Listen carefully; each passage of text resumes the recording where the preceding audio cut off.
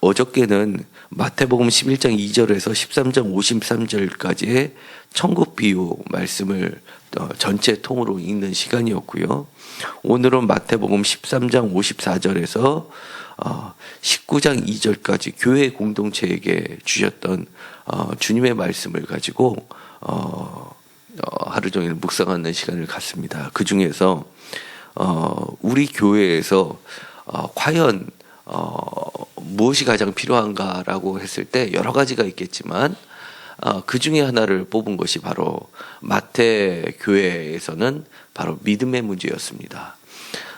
주님께서 하셨던 일과 또 자신들이 해야만 되는 것들을 비교했을 때 큰 차이가 났었던 것은 바로 능력이 나타나고 능력이 나타나지 않았던 문제였습니다.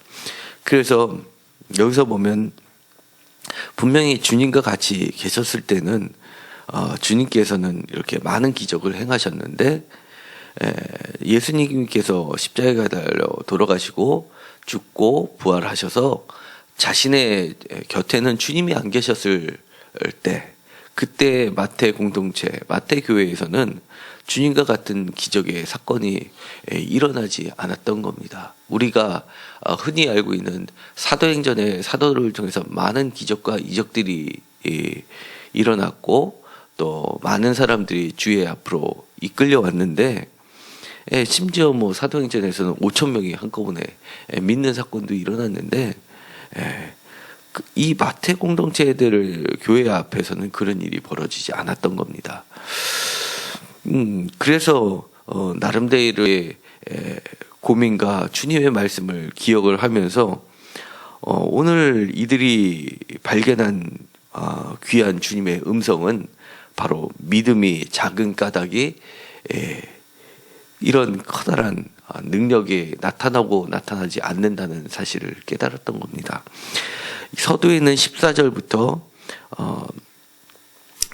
20절, 19절까지는 이 귀신 들린 자들의 얘기, 간질병, 거기서는 간질병, 모든 질병의 원인을 이제 귀신이라고 봤기 때문에 그 간질병 이면에 있는 귀신을 내어쫓지 못하는 그 사건을 나열하고 있습니다. 이 부분은 마가복음 9장에서도 똑같이 나와 있고요. 누가복음 9장에서도 마찬가지로 나와 있는 사건입니다. 그런데 이 결론 부분에 있어서는 약간의 차이가 있습니다. 마태복음에서는 오늘 겨자씨 하나의 믿음만 있어도 이 산을 명하여 여기로 옮기려 하면 옮겨질 것이요 너희가 못할 것이 없다 이렇게 예수님께서 해답을 주시는 결론으로 맺고 있는데요. 마가복음에서는 뭐라고 결론을 맺고 있냐면 기도 외에는 다른 것으로는 이런 유가 나갈 수가 없느니라라고 마가복음 9장 29절에 말씀을 하고 있습니다. 거기서는 기도로 원인을 삼고 있고요. 그 다음에 누가복음에서는 이런 결론적인 얘기가 없습니다. 그런데 겨자씨 비유가 누가복음에는 똑같이 겨자씨 비유가 누가복음 17장 6절에 나옵니다. 떨어져서 나옵니다. 그 중풍병자 얘기는 누가복음 9장에 나오는데 겨자씨 비유는 어디에 나오냐면 17장에 나오는데요. 겨자씨 비유를 얘기하면서 뒷부분은 약간 차이가 있습니다. 마태복음에서는 이 산을 명하여 저기로 옮기라 하면 이렇게 되어 있는데요. 이 누가복음에서는 겨자씨 하나만 한 믿음이 있었다면 이 뽕나무더러 뿌리가 뽑혀 바다에 신기우리라 하였을 것이요 그것이 너희에게 순종하였으리라 이렇게 되어 있습니다. 이렇게 약간들의 차이가 나는 거거든요. 누가라는 교회, 그 다음에 마가라는 교회, 그 그다음에 마태라는 교회가 각자 주님의 음성을 들으면서 나름대로의 주님의 음성을 성령님을 통해서 받은 겁니다. 주님에 대한 신뢰에 대한 기도를 상정할 수도 있고요. 떨어뜨려서 생각할 수도 있습니다. 기도 따로, 기도가 부족해도 주님에 대한 철저한 신뢰, 믿음 그렇게 봐도 상관은 없습니다. 모든 것을 포함할 수도 있고요. 마태복음하고 누가복음의 차이는요. 누가복음이 생각하기에는 마태복음에서는 이 산 전체로 옮긴다는 것은 이건 좀 너무 과정법 아니냐라고 생각해서 이거보다는 작은 뽕나무를 선택했던 것 같습니다.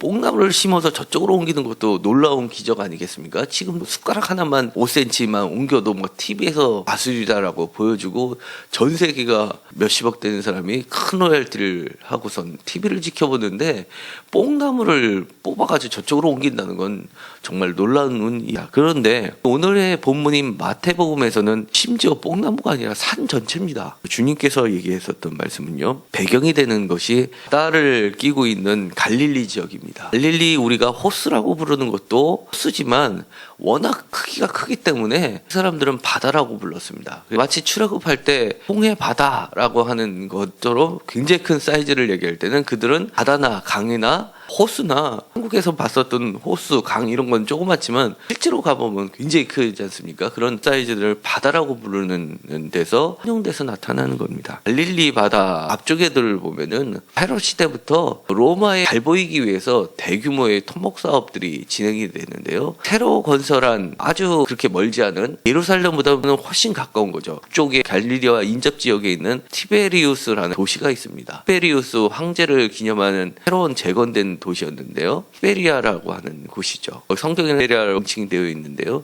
그것을 토목 사업하는 것을 모든 사람이 그 시대 사람은 봤습니다. 골짜기가 메꿔지는데요. 바다에 있는 산을 무너뜨려 가지고 많은 군인들과 갈릴리 지역에 많이 억압받는 사람들, 지배인들을 끌려다가 노동을 시켜서 산을 무너뜨려서 그 골짜기를 메워서 도시를 건설했던 것을 다 경험했습니다. 사람들은 제국의 힘이라는 게 얼마나 크다는 것을 느꼈겠습니까? 거기에서 아무도 상거하지 못하는 그들의 나약함도 봤을 테고요. 제국의 폭력에 얼마나 무시무시한 것이고 얼마나 큰 힘을 봤을 테고요. 다 완성되어 있는 그 재건된 도시를 보았을 때는 전에는 폐허였고 골짜기였는데 이제는 너무너무나 화려한 그런 아름다운 도시를 또 봤을 테고요. 예수님은 그거에 대항해서 세상의 제국과 반대되는 하나님의 제국, 하나님의 나라를 얘기를 하는 겁니다. 하나님의 나라는 너희들이 당했던 폭력에 의해서 움직여진 이 산을 무너뜨려서 군인들이 명령해서 저 산을 깎아서 골짜기를 메꿔라. 이쪽으로 옮겨서 새로운 도시를 만들어라 라고 했었던 것보다 더 위대한 힘을 발견하는 겁니다. 그것이 바로 겨자씨라는 건 팔레스타인에서 씨 중에서도 가장 작은 씨. 그렇지만 거기서 가서 자라났을 때는 예수님께서 천국 복음을 얘기할 때도 겨자씨를 심었을 때 나중에 거대한 나무가 돼서 거대한 나무가 될 뿐이 아니라 모든 새들이 와서 깃드는 보호자의 역할을 하는 그런 나무가 된다는 천국 비유에서 사용했었는데 그런 겨자씨만한 믿음만 있으면 제국의 여러 가지 힘과 노동력을 동원했었던 것보다 더 위대한 일을 발생할 수 있다라고 가르치는 게 이 바로 마태복음입니다. 주님의 얘기했었던 방식이고 하나님의 나라였고 예수님은 없지만 우리들 가운데 마태의 공동체들이 깨달았던 진리였습니다. 우리가 세상 앞에 얼마나 굴복할 때가 많습니까? 그럴 때마다 우리한테 다시 한번 점검시키는 것이 바로 믿음이라는 겁니다. 세상에서 가장 작아 보이는 것, 세상에서 없어서 있나 없나 눈을 씻고 쳐다봐야지만 발견될 수 있는 것, 그것은 너희 가운데 있는 믿음입니다. 주님께서 누구에게나 주셨던 모든 제자에게 나눠주셨던 그 믿음, 그 믿음만 있으면 아무리 너희들이 작다 하더라도 세상의 어떤 그것보다도 그것보다도 훨씬 큰 결과를 만들어낸다는 것을 가르쳐 주셨던 사건이 바로 오늘의 본문입니다. 살다 보면 정말 우리가 감당하지 못할 일들, 거기에 짓눌리는 일들이 얼마나 많이 있습니까? 사업을 하다 보면 그렇고요. 사업이 아니라도 가정에서 자녀를 돌보다 보면 그렇고요. 내가 내 일을 할 때도 그렇습니다. 오늘의 본문처럼 갑자기 찾아오는 불숲에서 들어오는 고치기 어려움, 질병도 그렇고요. 그런 일들이 겪을 때마다 좌절하게 되는데요. 그때 주님께서는 다시 한번 우리에게 들려주시는 음성이 있습니다. 그것이 바로 너가 없다고 생각하는 그것이 바로 작은 믿음입니다. 다시 한번 주님께 간구하면서 우리한테 이 믿음을 발견하게 해주십시오. 이 믿음은 나의 믿음이 아닙니다. 주님을 향한 신뢰이고요. 비록 우리가 누가복음처럼 기도하지 못하더라도 마태복음에서처럼 저는 기도할 힘도 없어요 하고 고백해도 괜찮습니다. 주님을 신뢰합니다라는 그 고백 한마디 속에서 주님께서는 우리 앞에 놀라운 일을 펼치시고 계실 겁니다. 산을 무너뜨리고요, 골짜기를 메워서 내가 이 땅을 밟고 지나갈 수 있는 평지를 만들어 주실 것이고요.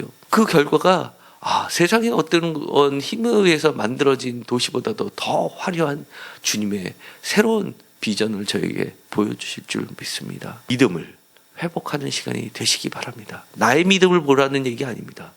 주님의 믿음을 보시고요. 그것은 뭐냐 하면 주님에 대한 신뢰입니다. 나의 믿음은 너무 복잡한 게 아닙니다. 나는 적습니다. 그렇지만 주님을 신뢰합니다라는 그런 것이 바로 믿음입니다. 반드시 기억하시고 불습해 오고 내 앞에 거대한 철창처럼 다가오는 것이 있다더라도 나를 바라보지 마시고 주님을 신뢰하십시오.